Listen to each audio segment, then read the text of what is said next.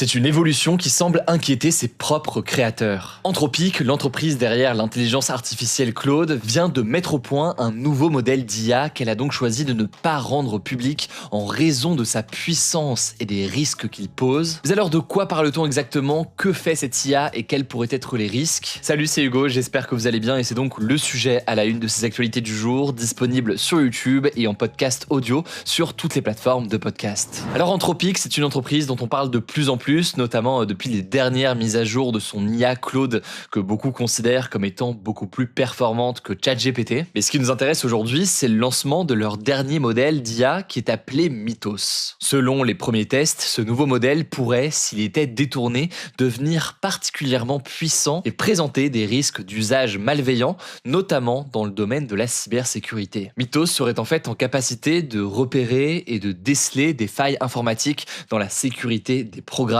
Or, ces failles, elles peuvent donc ensuite être exploitées par des hackers pour rentrer au cœur d'un système informatique, en voler des données ou alors le perturber. Certaines de ces failles, donc, jusqu'ici, elles étaient très difficiles à déceler et selon Anthropic, avant même son lancement officiel, Mythos aurait décelé des milliers de vulnérabilités dans des programmes informatiques, des vulnérabilités dont les concepteurs du programme eux-mêmes n'avaient donc absolument pas connaissance. Alors la face positive, on va dire, de tout ça, c'est que ça peut être un outil qui permet de repérer des failles de sécurité et de les corriger, mais le risque aussi donc, c'est que ce même outil puisse être utilisé par des hackers pour repérer des failles et pour s'introduire dans les systèmes avant que tout cela ne soit corrigé. Mais au-delà de ce discours donc officiel d'Anthropic, Anthropic qui au passage pourrait être tenté à l'idée de survendre les capacités de son IA pour attirer les investisseurs. Mais le truc c'est qu'il n'y a pas que Anthropic qui dit tout cela. Par exemple, l'ISI, qui est l'un des principaux organismes mondiaux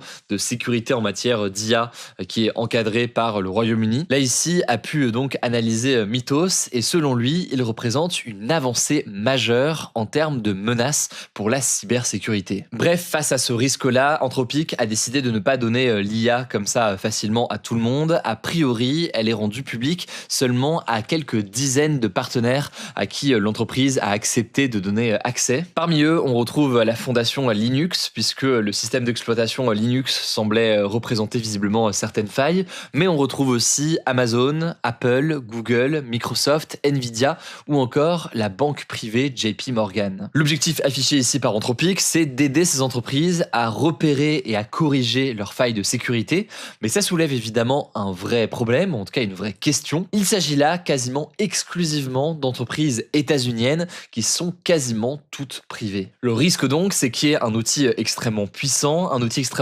qui soit seulement dans les mains de certains acteurs, ce qui fait évidemment qu'il y a un avantage stratégique pour les entreprises états-uniennes, mais en face, il y a aussi la possibilité donc qu'il y ait un risque majeur pour les autres entreprises. Dans ce contexte, le secteur public est alors lui aussi largement laissé de côté, sans compter l'Europe et le reste du monde donc, qui pourraient bientôt voir leurs failles informatiques exposées à des hackers sans pouvoir s'en protéger. Alors il y a eu tout un tas de métaphores pour essayer de faire comprendre la situation. Le Monde, par exemple, dans son journal, compare cela au fait, je cite, qu'Anthropic a découvert des souches dormantes d'un virus un peu partout dans le monde, mais qu'il aide uniquement ses proches à se vacciner. L'autre forme d'inquiétude, c'est qu'Anthropic a annoncé en début de semaine qu'il enquêtait sur un accès non autorisé à Mythos, suscitant là aussi une forme d'inquiétude, avec typiquement un risque que des hackers, eux, arrivent à s'en saisir et à l'utiliser avant d'autres entreprises. Le sujet est donc pris très au sérieux. L'un des porte-parole de l'Union européenne a notamment déclaré, je cite, que Mythos comporte certains risques et que l'Union européenne a besoin d'informations à ce sujet. Aux États-Unis, même son de cloche, l'équivalent du ministre de l'économie et le président de la Banque centrale américaine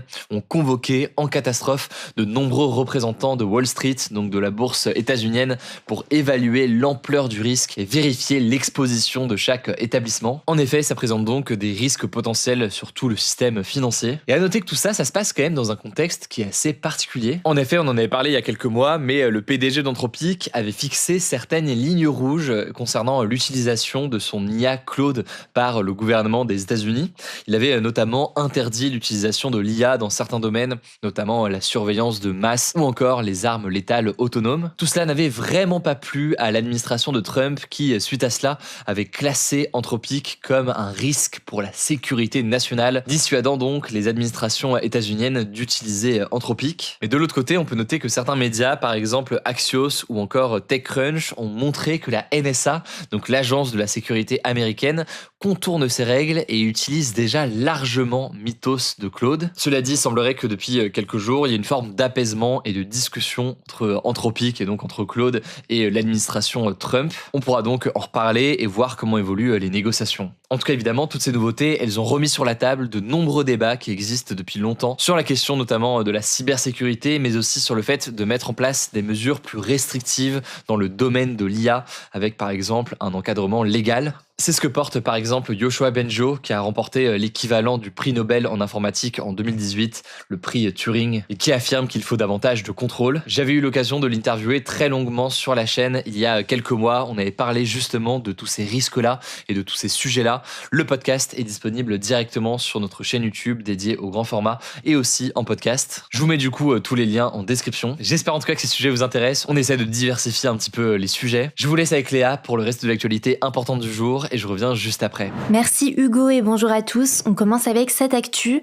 Après l'attaque au Liban de ce week-end qui a tué 2 soldats français, Florian Montorio et Anicet Girardin, le ministre des Affaires étrangères Jean-Noël Barrot a dénoncé sur France Info des crimes de guerre. Ces soldats étaient déployés dans le cadre de la FINUL, une mission de l'ONU présente dans le sud du Liban depuis 1978 pour maintenir la paix entre Israël et le Liban. Selon Emmanuel Macron, ils ont été tués par des combattants du Hezbollah, un parti politique islamiste libanais, mais aussi une organisation armée classée comme terroriste par de nombreux pays. De son côté, le Hezbollah dément toute implication. Un hommage national à l'adjudant Florian Montorio a été rendu ce jeudi à Montauban, dans le Tarn-et-Garonne. La cérémonie était notamment présidée par la ministre des Armées, Catherine Vautrin. Parallèlement à ça, la journaliste libanaise Amal Khalil a été tuée ce mercredi par une frappe israélienne dans le sud du Liban, a annoncé la défense civile et son employeur, le journal Al-Akhbar. Le ministre libanais de l'information a dénoncé le fait qu'une journaliste, je cite, ait été prise pour cible par l'armée israélienne alors qu'elle accomplissait son devoir professionnel. L'armée israélienne a de son côté affirmé avoir frappé dans le secteur un véhicule quittant une structure militaire du Hezbollah après avoir identifié des individus violant les arrangements de cessez-le-feu. En tout cas, tout cela intervient malgré la trêve de 10 jours entre le Liban et Israël,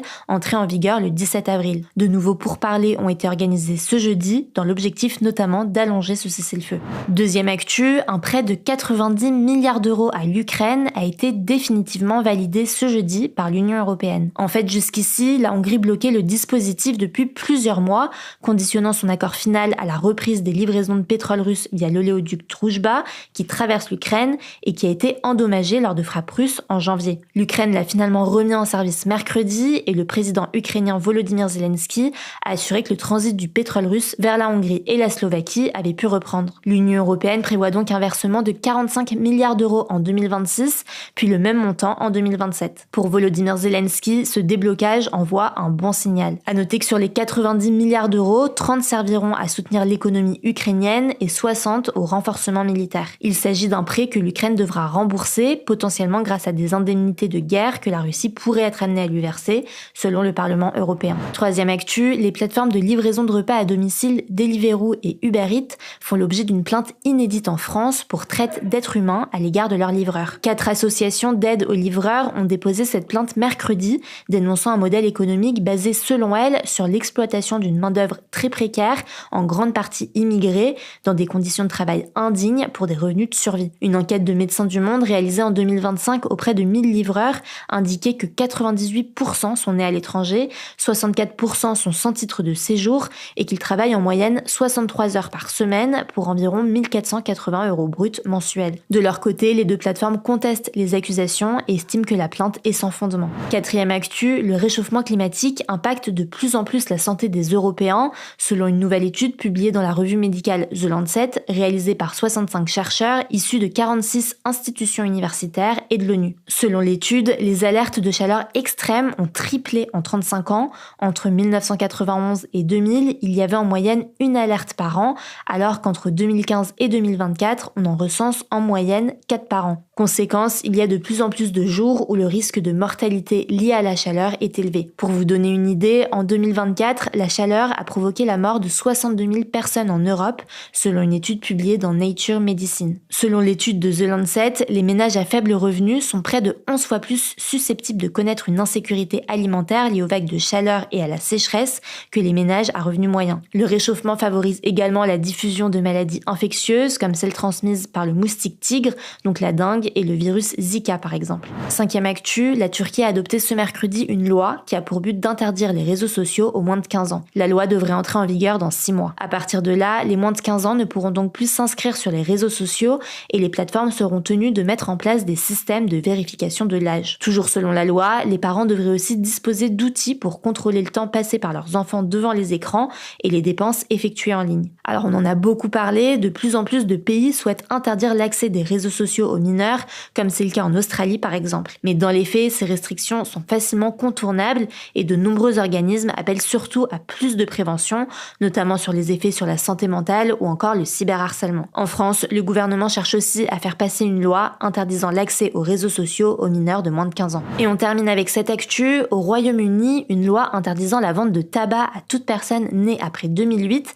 a été adoptée ce lundi. Elle doit encore être validée par le roi, mais il s'agit d'une formalité. Concrètement, toutes les personnes nées à partir du 1er janvier 2009, donc celles qui ont aujourd'hui 17 ans ou moins, ne pourront jamais acheter légalement de tabac dans le pays, même une fois majeures. La loi prévoit aussi l'interdiction de fumer et de vapoter près des écoles, des hôpitaux et dans les aires de jeu. Elle vise également à encadrer plus strictement la publicité pour les produits de vapotage. L'objectif à terme, c'est de faire du Royaume-Uni un pays sans tabac. Le tabagisme y est responsable d'environ 80 000 morts par an. À noter que le Royaume-Uni est le 2e pays au monde à instaurer ce type d'interdiction, après les Maldives, un pays d'Asie du Sud qui a interdit en novembre la vente de tabac aux jeunes nés après le 1er janvier 2007. Merci beaucoup Léa pour ces actualités. Alors pour suivre l'évolution sur tous ces sujets, rendez-vous sur Instagram, le nom du compte c'est Hugo Décrypte. Prenez soin de vous, prenez soin de nos proches et on se dit à demain pour une nouvelle vidéo.